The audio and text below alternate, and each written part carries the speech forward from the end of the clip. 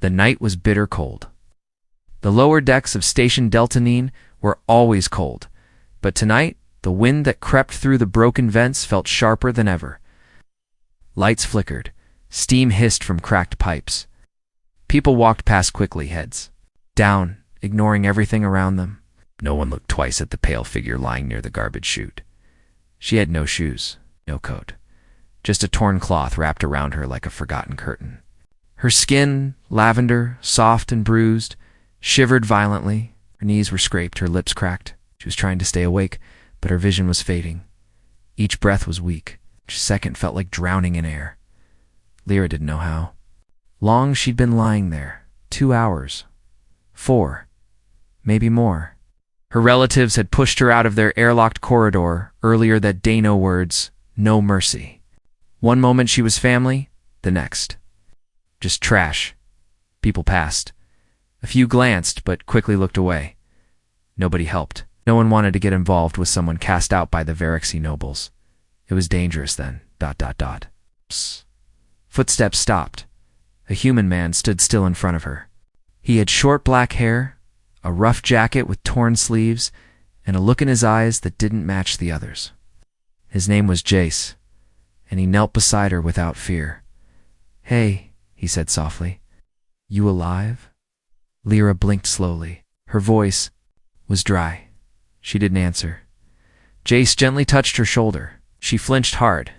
"It's okay. I'm not here to hurt you," he said. "You're freezing." He looked around. No security drones. No one watching. Carefully, he pulled off his coat and wrapped it around her. "You're gonna get sick like this," he muttered. "Hold on." He picked her up. She didn't resist. She had no strength left. As he carried her through the alleyways, people stared, but not out of kindness. Some whispered, others laughed. One alien merchant shook his head and called out, "That one's cursed. Human, leave her be. She brings trouble." Jace ignored them all. His small home wasn't far, just a tiny metal room near Cargo Bay 7. Door slid open with a creak. He laid her gently on a padded bench and turned up the heat. She shook uncontrollably. He found a blanket and wrapped it around her. Then he poured warm water into a cup and held it to her lips. She sipped slowly. Her hands trembled. But she looked into his eyes for the first time with something new. "Hope you got a name?" he asked. No answer. He didn't push. "It's fine, you can rest first." He watched her as she fell asleep, still holding the cup in her hand. The lights in the room flickered gently, casting a soft glow across her face. Even in her broken state, she looked ... different. Her skin shimmered faintly. A symbol on her shoulder blinked once, like a fading tattoo. He frowned. He'd seen that symbol before. A long time ago, on a royal transport ship, one that belonged to the Varexy Empire. The same people who controlled half the sector, the same people who hated humans. Why would they throw out one of their own? He whispered. He tapped on his old terminal, scanning local data. Nothing recent. No alerts, no missing reports. But when he tried a deeper scan through black channel networks, something popped up, an unmarked bounty. No name, no photo. Just one note. Capture if possible, kill if necessary. His jaw tightened. Damn it. Jace leaned back, watching. Her sleep. He didn't know what she'd done. Didn't know why she was left to die. But one thing was clear. Someone wanted her gone, and she had nowhere else to go. Suddenly, a voice came from the corner of the room, his neighbor old Varn, speaking through the wall vent. "You shouldn't have brought her here, Terran. You don't know what you've done," Jace stood. "Don't leave people to die in the street, Varn. She's not just anyone," Varn hissed. "They threw her out because they feared her. That glow on her skin, it means something. Something ancient." Jace narrowed his eyes. "You know what it means?" "No, but the last time I saw a symbol like that, an entire ship disappeared. No wreckage, no survivors." Jace turned back toward the bench. The girl was still asleep, wrapped in his coat, breathing steady now. Whatever she was still someone in pain, someone abandoned. He walked over, knelt beside her and whispered, "You're safe here. I don't care who you are. Outside." The metal walls, in the shadows of the ventilation tunnels, a pair of mechanical eyes watched silently. A soft red light blinked 3 times, then faded. Transmission sent. Target located. The next morning, the room was quiet. Lyra opened her eyes slowly. For a moment, she didn't know where she was. The soft hum of a heater, the warm blanket, the quiet air, it all felt unreal. Then she saw the human Jagoth was sitting across the room on a crate eating from a metal bowl. He looked up when he noticed her awake. "You made it through the night," he said with a small smile. "Good." Lyra sat up, holding the blanket tightly around her. Her eyes scanned the room, small, old, but clean. Metal shelves lined with scrap parts, a tiny heater, a cracked terminal, and the scent of something warm. Jack stood up and walked over, handing her a fresh bowl. "Hot soup," he said. "Not much, but better than nothing." She looked at the bowl for a moment, then took it with shaky hands. She didn't say thank you, but her eyes softened. That was enough for him. They ate in silence. After a few minutes, Jace leaned back against the wall. "You got a name?" he asked again, gently. She hesitated, her lips parted slightly. "Lyra." "Lyra," he repeated. "Pretty name." She looked down. "You don't have to tell me what happened," Jace added. "Not unless you want to, but I should probably." "No, are they looking for you?" Lyra's face tightened. She looked at him, then the door, then the vent. "Yes," she whispered. Jace nodded slowly. "Figures I found a bounty last night. No ID, no face. But I think it's you." Lyra set the bowl down and stood, pulling the blanket tighter. "I'll leave," she said quickly. "You helped me. I don't want to bring danger here." Jace stepped in front of the door and shook his head. "No, you're not going anywhere, not in that condition. Definitely not into their hands." "You don't understand," she said, voice shaking. "They will come, and when they do, won't just take me? They'll erase everything." Jace looked into her eyes. "Let them try." She stared at him, confused. Most people feared the Varixi. Most wouldn't even look at a traitor from that family, let alone protect her. "Why?" What? "Because you were left to die," Jace said, voice calm, "and I don't leave people behind."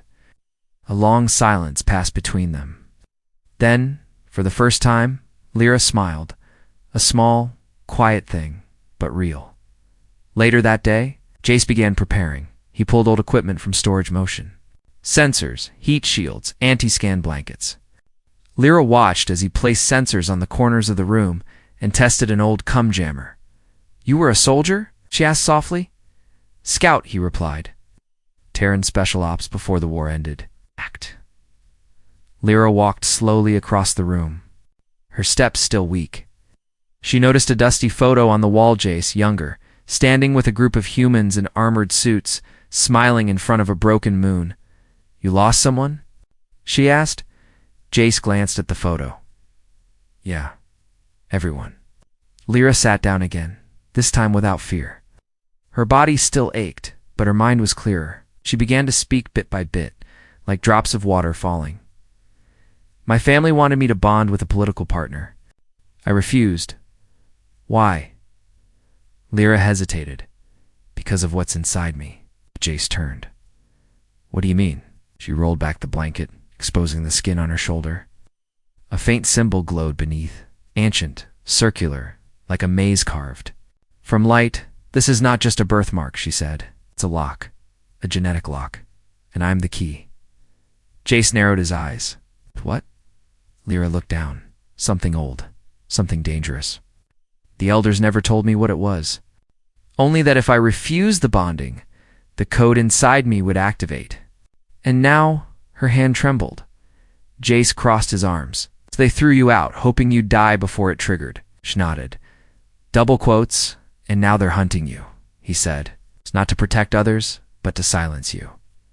Outside, the hallway lights flickered. A sudden cold breeze passed through the vent. A beep. The motion sensor lit up red. Jace snapped to attention, grabbing a worn-out blaster from under his bed. "Stay behind me," he said. Lyra's eyes widened. They're here. Could be. He pointed to the silent terminal. But they didn't knock. He opened the back vent door carefully. No one there. Then he noticed a small black orb rolling slowly toward his door from the hallway, silent. Smooth, blinking faintly. Recon drone, he growled. He pulled out a pulse. Scrambler slammed it onto the floor and triggered it. The orb froze mid-roll, then sparked and exploded into smoke. But just before it died, it sent a signal. Jace's terminal blinked once. Target ping confirmed. He shut the door fast. Pack your things, he told Lyra. We're moving now. Where? Somewhere. They won't expect. Lyra clutched the blanket tightly. Why are you helping me? Jace looked her straight in the eyes. Because you deserve better than being thrown away. Jace moved fast. In less than 5 minutes, he packed rations, energy cells, and 2 old neural scramblers into a sling bag. He threw Lyra one of his extra jackets, too big for her, but better than the blanket. The drone's signal was clear. Someone knew where they were. Someone was coming. Lyra stood quietly, her strange symbol still glowing under her collar.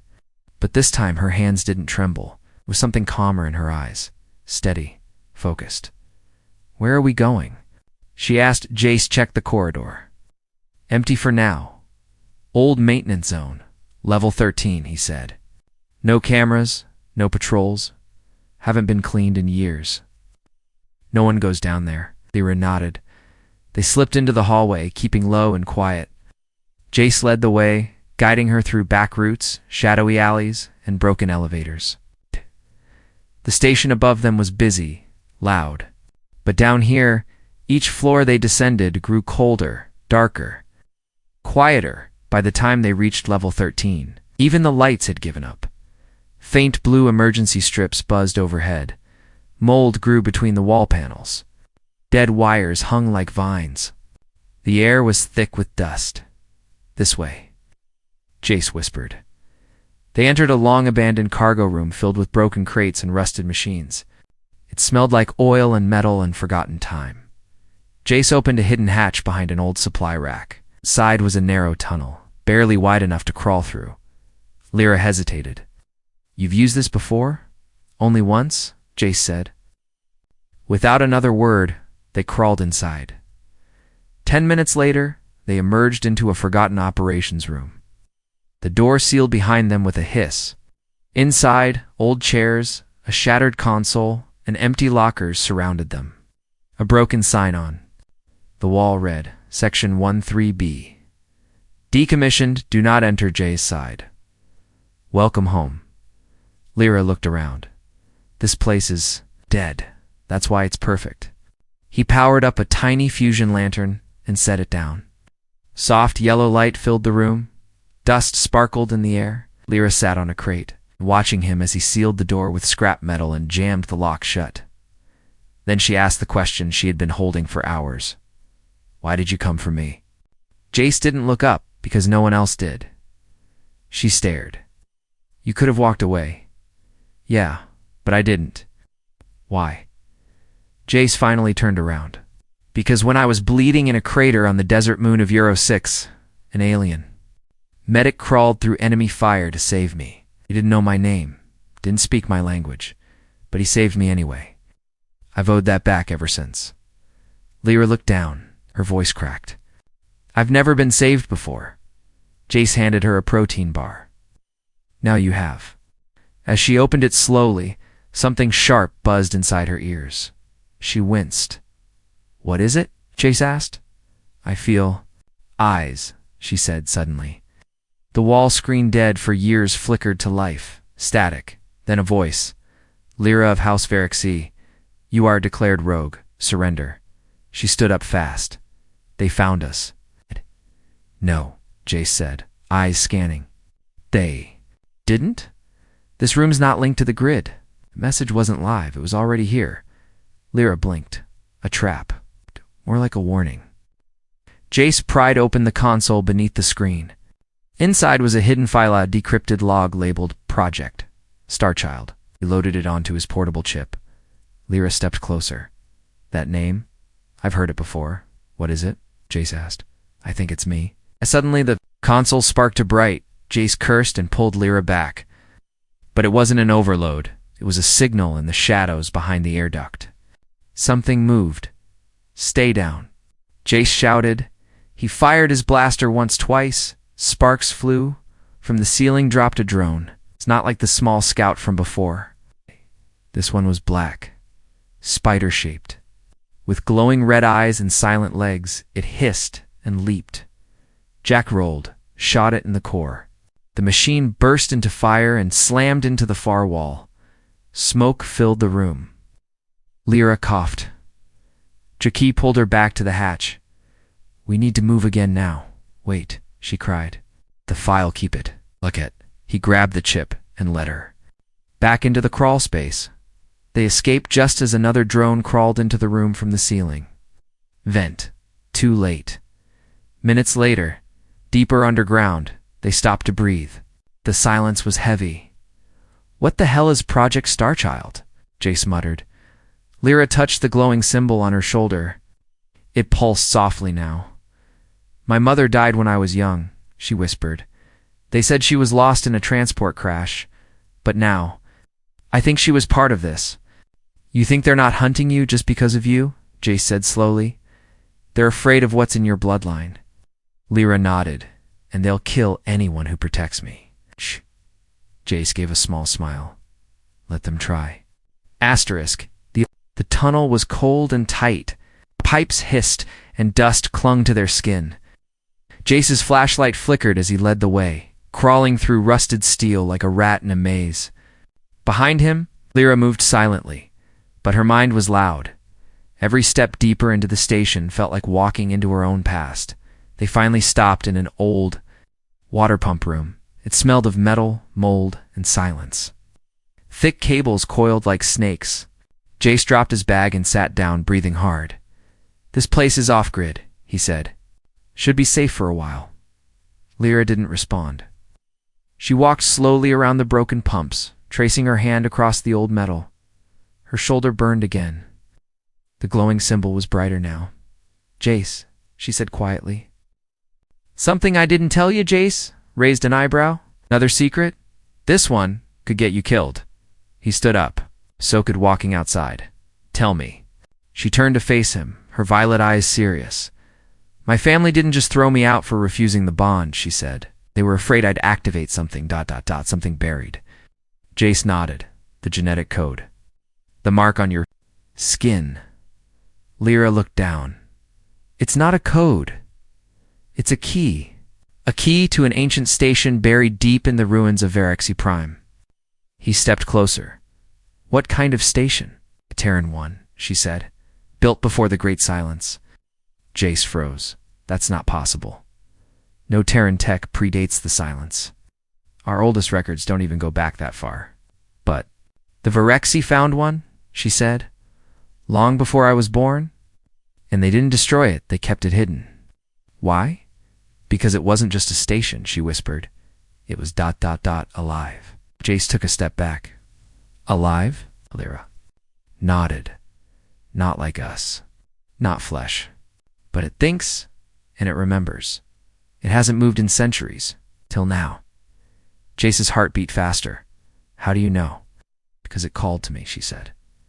That's why I refused the bond. When I touched the relic at my family's temple, I heard it. A voice, it said my name, and yours. Jace's mouth went dry. Mine. Lyra stepped closer and gently held out her hand. Jace. You're not just helping me. You're part of this. He shook his head. Oh. Just a soldier. She touched the side of his face. No, you were chosen too.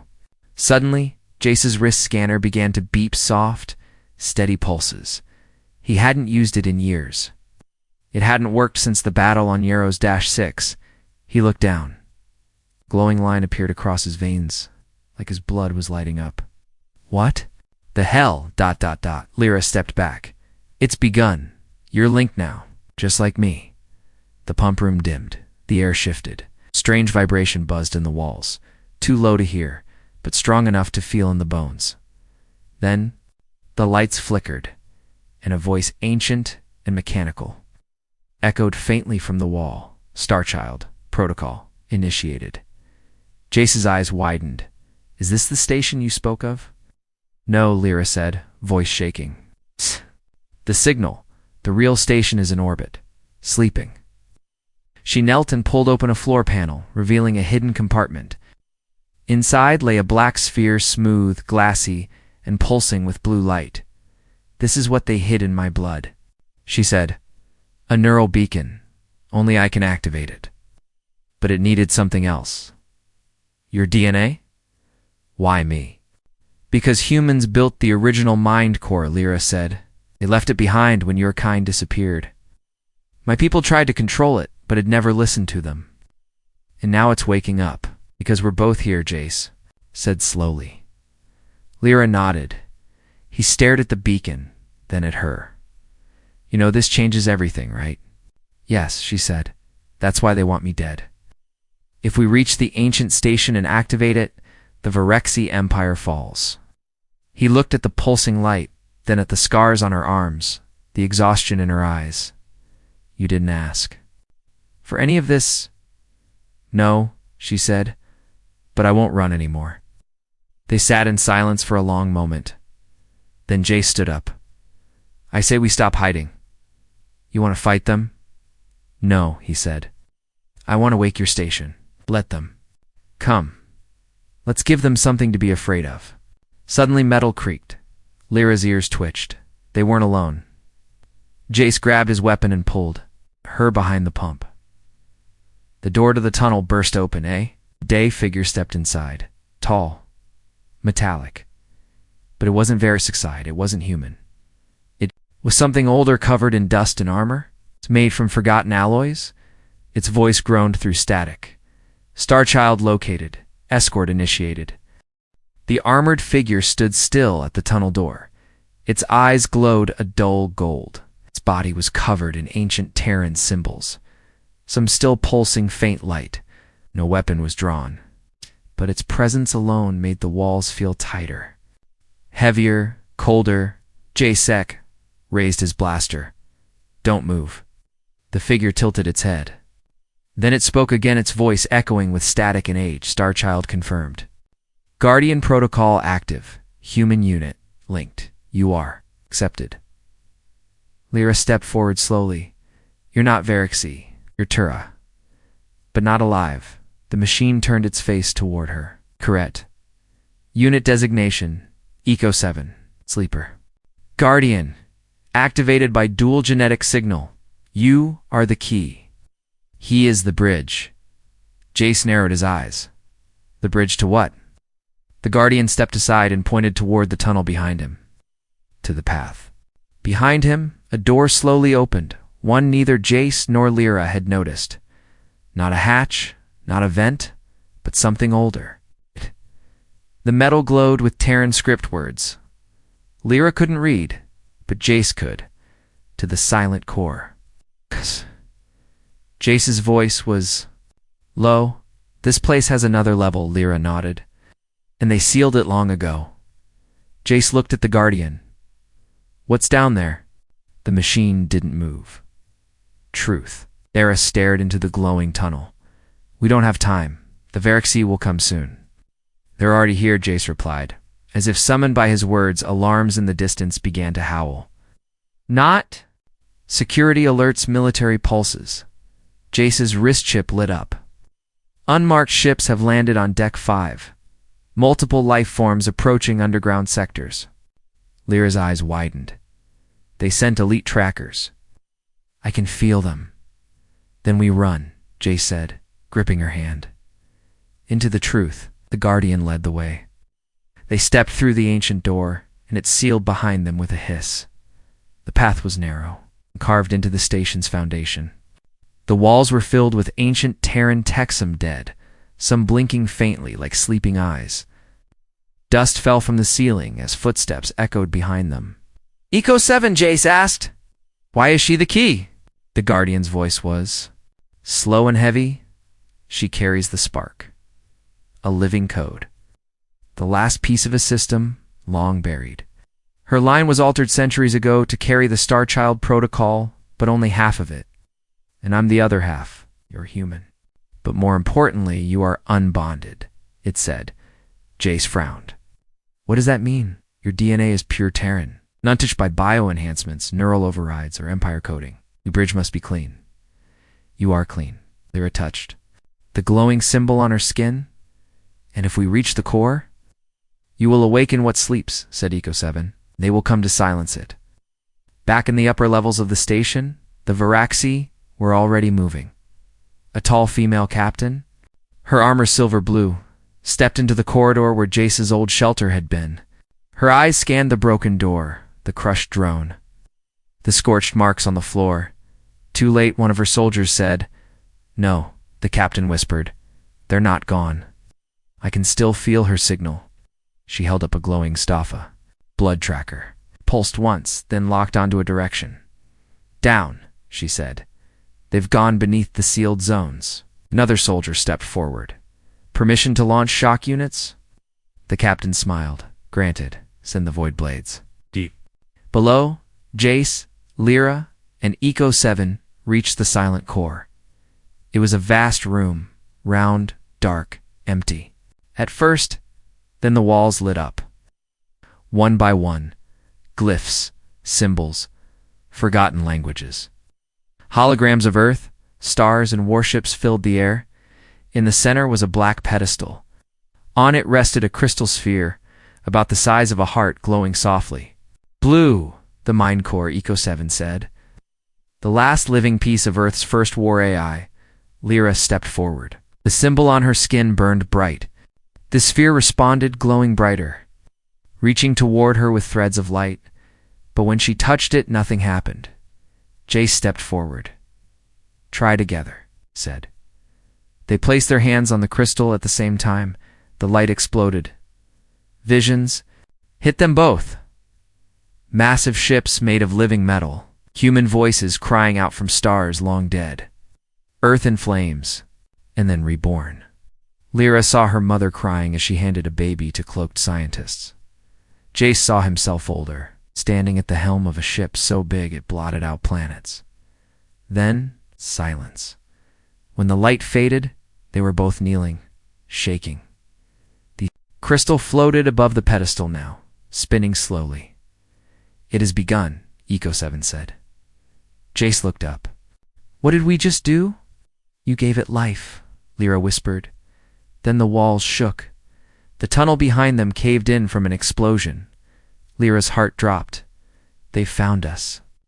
Asterisk, the ground cracked under their feet. Dust poured from the ceiling. Lights flickered and alarms echoed in strange tones. Not station alarms, but something older, deeper. Like the station itself was crying out. Lyra stood beside the crystal, breath shaking. The symbol on her shoulder now burned like fire. Jace gritted his teeth, shielding her from the dust. Eco-7 turned toward the caved-in tunnel. Enemy. Contact confirmed, it said calmly. Void blades approaching. Void blades? Jace asked, loading his blaster. I thought those were a myth. They are, Eco-7 replied. Until now. From behind the rubble, the shadows twisted. Long, silent figures began moving. Armor black as night, faces hidden behind smooth masks, their limbs too thin, too long for anything natural. They didn't walk, they floated. Lyra stepped back. They're not just soldiers.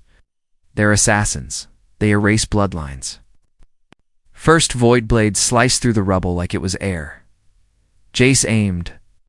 Fired. Direct hit. Nothing. The creature didn't fall, didn't flinch. It just turned its head slowly, silently. Eco-7 stepped forward and extended a shield from its arm. Fall behind me. But Lyra didn't move. Her eyes were locked on the crystal. It's not enough, she said softly. The Mind Core. It's waiting for a command. Jace grabbed her arm. Then tell it to shut these things down. She looked up at him. I can't. What do you mean you can't? I'm not the voice, she said. Key. You're the voice. Jace stared at her, stunned. What? The crystal it connected with you, Jace. Not me alone. You're not just a helper. not just a protector. You're the command it's been waiting for. More void blades slipped through the broken wall, now 5, 6, maybe more. Silent, ready. Lyra turned to him, eyes shining with fear, but also trust. You have to tell it what to do. He looked at the floating sphere. It pulsed faintly like it was listening. Jace took a breath. Then he spoke. Defend her. Protect the Star Child. At any cost. The sphere flashed. Energy burst from the walls. Ancient plates shifted. From the floor, 2 massive turrets rose, powered by something not of this time. They roared to life and fired beams of pure light. The first 3 void blades vanished in a single hit, no remains. No sound, just gone. But the rest didn't stop. It moved faster now. One zipped past the turrets straight toward Lyra. She gasped, but Jace tackled her. Rolling just in time, the void blade stabbed the ground instead, then twisted toward them. Jace aimed his blaster. Fired this time, hitting something soft under its mask. The creature screeched, fell, and shattered like glass. He stood quickly. Lyra to her feet. We need to go, No Eco 7 said. They will follow forever, unless the core is fully awakened. Lyra looked at the crystal. I have to give it everything, she said. What do you mean? Jace asked. She stepped toward the floating sphere. My DNA was designed to unlock it, but only through full merge. I must bond with the core. Permanently, his heart sank. Wait, no, you'll lose yourself. I'm already lost, she whispered. But you gave me something new, hope. If I don't do this, they'll never stop hunting me or you. Jace grabbed her hand. There has to be another way. There isn't, Eco 7 said. This is the final protocol. Lyra turned to him, gently touching his face. You saved me when I was nothing, she said. Now let me be something. Jace's throat tightened. Lyra. Tears filled her eyes, but she smiled. Don't forget me. She stepped into the light. The crystal wrapped her in threads of glowing.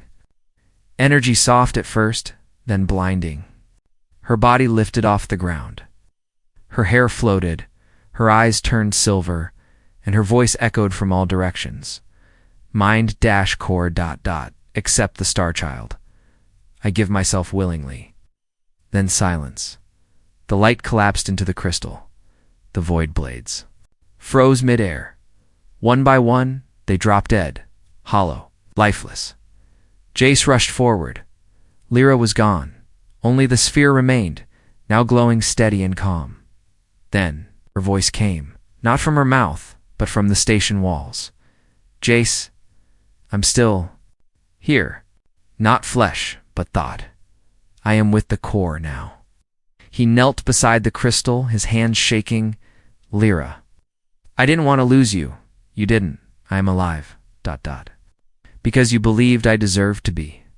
From the far end of the core room, a new path opened, a golden tunnel stretching upward, toward. The surface. Echo 7 turned to him. She has become what they feared, a voice that cannot be silenced. Jace looked up, and for the first time in years, he smiled. Jace stood alone beneath the glowing crystal, the heart of the mind core, the new voice of a silent machine. And now, the soul of Lyra. His hand hovered near its surface, afraid to touch it again, afraid it might vanish. The room, once ancient and forgotten, now pulsed with energy alive. The glyphs on the walls moved like waves, whispering secrets from long before any empire. Lyra was no longer flesh and blood. Sure, she had become the core. A part of him wanted to scream, but her voice returned. Soft, calm, beautiful, flowing from the walls, the lights, even the air. Jace, I feel everything now. The fear, ... the silence, ... the hope. I see the stars we've lost, the wars we never finished, the people thrown away like I was. But you, her voice paused, almost like it smiled. You gave me a reason to exist. Now I will protect others, like you protected me. He closed his eyes. I didn't want to be a hero, he said aloud. I just saw someone hurting. That was enough. Suddenly, Eco 7 stepped forward. Terran Unit Jace, her merge is complete. Starcore Sentinel. All Terran systems linked to the deep grid are waking. Jace turned to him. In the Varric Sea. They flee, Eco-7 said. Her signal struck their fleet like thunder. Their command ships lost navigation, their neural troops disconnected. Her presence collapsed their cumweb. Did all that? Just by becoming part of this? She became what the Varric Sea feared, a truth louder than their lies. Above the surface of Station Deltanine, the sky changed. Hundreds of ships had gathered hours ago. Aussie command vessels, mercenary fleets, bounty hunters, all waiting for the signal, all ready to destroy. But now their systems glitched. Weapons. Jammed engines failed. The stars dimmed then. I heard a voice, not in one language, but all of them. This is Lyra, once discarded by blood and name. I now speak for those you left behind, those you hunted, those you silenced. Your empires, built on pain, will fall. Her words echoed not just through cums, but into minds, through metal. Across frequencies once lost to time, one by one ships turned. Some exploded from system overload. Others simply drifted pilots refusing to fight. And then, from behind the station, something massive moved. A ship? No. A city. No one had seen it before, not even in history records. It had no name. Only a glowing Terran symbol etched across its hull. The same symbol on Lyra's shoulder. The Starship Corebreaker. The first Terran supership lost for 1,000 years. Now rising from darkness like a myth reborn, it didn't. Fire it didn't need to. Its presence alone made the fleet scatter. Back in the core chamber, Eco-7 knelt before Jace. You gave the voice its command. You are now commander of the Corebreaker. She listens to you. Jace shook his head. No, I'm no commander. But then her voice returned, soft and sure. Jace, I became more because of you. And now, I need you not as a soldier, but as my heart in the world of flesh. A small console rose beside the crystal waiting for his touch. He placed his hand on it. The lights surged. A hologram of Lyra appeared, her body glowing, transparent, smiling. She looked stronger now, peaceful, as if reborn in light. Jace whispered. Is it really you? She stepped closer. Not who I was, but I'm still me. I choose to stay with you. He reached out, but his hand passed through her. Still, it was enough. Weeks later, the galaxy had changed. The Varric Sea Empire fractured, worlds once silent speaking again. Alien refugees, rebels, and outcasts across sectors now gathered under one name, the voice of the core, at the center of it all, the Corebreaker, a living ship guided by Lyra's mind and its captain Jace. The Terran who saved a girl everyone else ignored. He never wore medals, never gave speeches, but everywhere. He went, people whispered, he's the human who listened. It's the one who didn't walk away. One night alone in his command room aboard the Corebreaker, he sat by the window, watching the stars. Lyra's voice filled the air beside him. You never asked for this? No, he replied with a small smile. But maybe I was made for it. She laughed gently. You're still stubborn. Always. He turned to the console. So, what's next? She replied quietly. We find the others. The ones still in the dark. The ones still freezing on the street like I was. And we bring them home. Jace nodded. Then let's begin. And far across the stars, systems long lost to silence began to light up again. Because of a choice. Because of a human. Because someone cared.